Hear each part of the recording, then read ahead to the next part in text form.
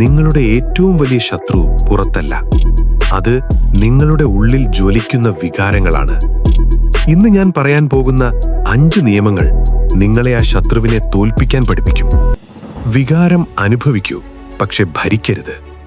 നിങ്ങൾ ദേഷ്യപ്പെടുമ്പോൾ, ദുഃഖിക്കുമ്പോൾ ആ വികാരം അനുഭവിക്കൂ. അത് മനുഷ്യത്വമാണ്. പക്ഷേ ആ നിമിഷം ഒരു തീരുമാനവും എടുക്കരുത്. കാരണം വികാരം നിങ്ങളെ ഭരിക്കുമ്പോൾ ബുദ്ധി ഒഴിവുകഴിവ് പറഞ്ഞ് മാറി നിൽക്കും. ദേഷ്യം ഒരു തീ പോലെ. നിങ്ങൾ ഉപയോഗിച്ചില്ലെങ്കിൽ അത് നിങ്ങളെ ഉപയോഗിക്കും. പ്രാക്ടിക്കൽ ടിപ്പ്: ദേഷ്യം വരുമ്പോൾ 5 സെക്കൻഡ് നിർത്തൂ, ശ്വാസമെടുക്കൂ, പിന്നെ സംസാരിക്കൂ. ട്രിഗർ തിരിച്ചറിയൂ. ഓരോ മനുഷ്യനും ഒരു ട്രിഗർ ഉണ്ട്.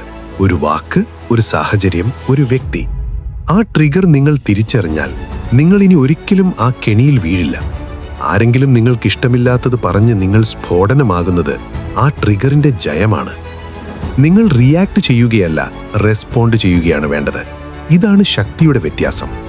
ദിവസം ഒടുവിൽ ഒരു ജേർണൽ എഴുതൂ. ഇന്ന് എന്തെന്നെ അപ്സെറ്റാക്കി, എന്തുകൊണ്ട്? മൗനം ഒരായുധമാണ്. ലോകത്തിലെ ഏറ്റവും ശക്തരായ ആളുകൾ ഒരുപോലെ ചെയ്യുന്ന ഒന്നുണ്ട്. അവർ സംസാരിക്കുന്നതിനേക്കാൾ കൂടുതൽ നിരീക്ഷിക്കുന്നു. ആരെങ്കിലും നിങ്ങളെ പ്രൊവോക്ക് ചെയ്യുമ്പോൾ നിങ്ങൾ മൗനം പാലിക്കുക. ആ നിമിഷം പവർ നിങ്ങൾക്കാണ്. ഒരു വിഡ്ഢിക്ക് മറുപടി നൽകേണ്ടതില്ല. നിങ്ങൾ മൗനം പാലിക്കുമ്പോൾ ആ വിഡ്ഢി സ്വയം വെളിപ്പെടുന്നു. Next time someone tries to argue, take 3 deep breaths. Say nothing. Watch what happens. വേദന ഒരു സന്ദേശമാണ്, ശിക്ഷയല്ല. ദുഃഖം, നിരാശ, ഒറ്റപ്പെടൽ ഇവ ഒഴിവാക്കേണ്ട ശത്രുക്കളല്ല. ഇവ നിങ്ങളോട് എന്തോ പറയാൻ ശ്രമിക്കുകയാണ്.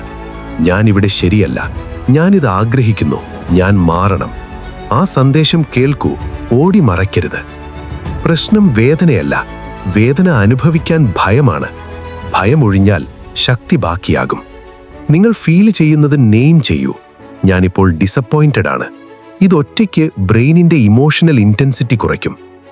ഓരോ ദിവസവും ഒരു പരിശീലനമാണ്. Every day is training.